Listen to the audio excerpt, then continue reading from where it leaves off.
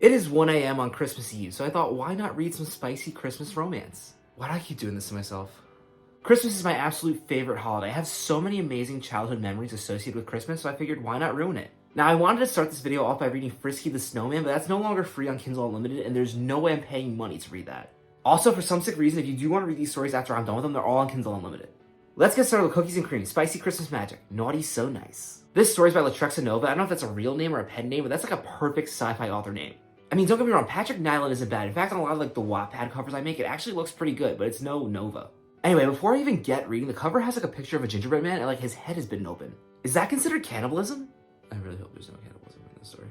I really hope that's just for the cover and the women or men who do things with this gingerbread man don't like actually eat him after or during. Let's just get reading, shall we? In bold here, it says, he's hot out of the oven and begging for my mouth. Oh God. I don't know why I keep on making these. So a chapter into this story, I'm really taken back by how much world building there is. Just looking at the cover of the story, I assumed it'd be like a story that gets like right to the point, you know, because the premise is ridiculous. But no, there is a decent amount of world building. I mean, it's not that much, but I'm really wondering why somebody put this much thought into this. Like, there are gods and references. I was pretty sure this would be the type of story that 2 pages in, you already have the gingerbread man, but no gingerbread man yet. And yeah, honestly, first thoughts, that's actually kind of concerning because it tells me that this was not written to be a joke.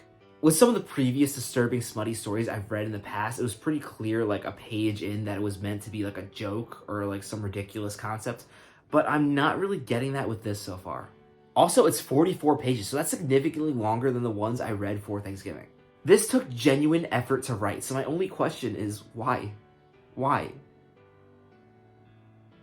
So there was some stuff going on, you know, a little intense for my liking. This isn't really the genre I read, but there were characters doing stuff, and then the man fell backwards into the oven. What? I assume he's gonna become a gingerbread man by falling into the oven. Why was the oven even open the entire time? I need to see where this is going. So the main character in this story is a witch, and after he fell into the oven, there was really only one thing for her to do, apparently, to save him. Use some spell that turned him into a gingerbread cookie. I mean, I feel like if your spellbook has a spell to turn people into cookies, there should also be a spell to, like, prevent burn damage. There's a cookie spell, but there's no healing spell. Also, after the man turns into a cookie, there's a line here that says, I didn't know whether to be turned on or mortified, and what? You should be mortified. You just turned a man into a cookie in your oven. This man could have burned alive because you were too lazy to close your oven before you got freaky. There's still 50% of the story left to go. I was filled with the insatiable desire to consume him. She's gonna eat him. Like, she's actually gonna eat him, isn't she? Please don't eat him. Actually, you gotta pick one or the other. You gotta either fanoodle the cookie or you gotta eat the cookie. You can't do both.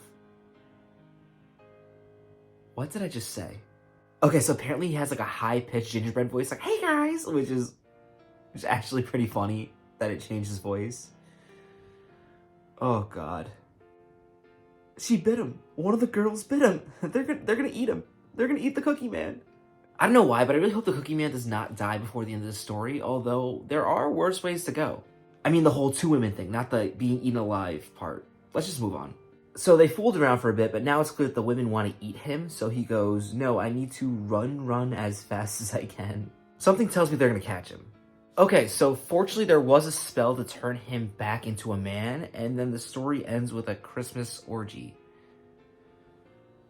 Then at the end of the book, there's actually a recipe to make gingerbread cookies. It even recommends that you can make it into a certain shape. I will not be making gingerbread wiener cookies in this video. Maybe another time. Probably not, but hey, this video gets enough likes, you never know. Speaking of which, if you haven't already, please be sure to like this video and subscribe to my channel. Now for the stories I read in this video, I want to do a coal rating, with 10 coals being the worst and no coal being the best. Cookies and Cream was pretty bad. It was pretty disturbing, but there was a story to it. And I feel like with a lot of these stories, there really isn't a storyline. It's kind of like just getting to the action. So I do want to give it some credit for having some sort of story.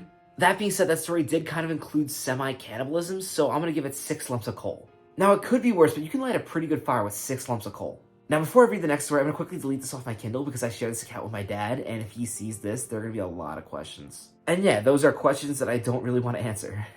There can be absolutely no evidence of what I just read. Except for this video, of course. Next up, I have Paddled by Krampus by Harley Lorix. Lorix? I don't know how to say it. Just based on the cover and the fact that none of the characters in this story are going to eat each other, I'm assuming that this story is not going to be as bad, but I could be wrong. Let's dive right in, shall we? So for the first line, we've got, Alvina didn't try to be a bad girl. It just came naturally. Oh boy. So this story starts out with Alvina, who is a witch, I believe, stealing a fun potion from her master. Again, this does seem to have more depth than the ones I read in Thanksgiving, but I think that might be because the Thanksgiving ones were just lazy. I can't imagine there's a lot of competition when it comes to writing Thanksgiving smut. I mean, I really hope there's not a lot of competition when it comes to writing Thanksgiving themed smut. I mean, it's also a little disturbing that I can see why Christmas would be competitive for this, but I understand it. Christmas is a magical time, and some people have different definitions of magical. Okay, so we have the monster in this room, who I'm assuming is Krampus, and he's telling her about Saint Nicholas, and she's like, that's not possible, he's not real. You're a witch, you do magic. I honestly find the idea of somebody having magic powers and being like the apprentice of like a wizard and not believing in Santa Claus because like, oh, he's not real, to be so ridiculous. Like, if magic is real, Santa Claus has to be real. That was a weird rant, but I just don't find that believable. You can't be a witch and then also not believe in the possibility of Santa. It just doesn't make sense. I actually feel like an idiot that I'm even trying to make sense of this story.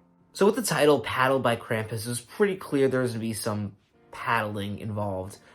But after that, there was a scene with a Christmas tree being put in places that Christmas trees do not belong.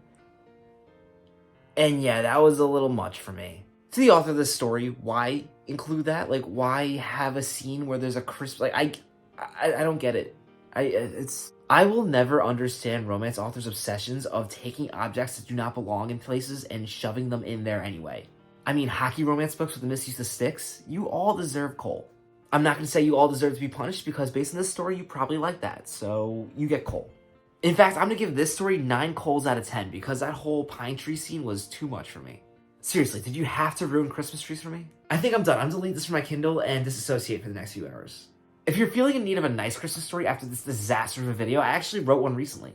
In my last video, I actually got back into the writing groove by writing a sci-fi Christmas story. It's a nice, cozy video. I drank some hot chocolate, wrote some words. If I ruin Christmas with this video, hopefully that video can save it.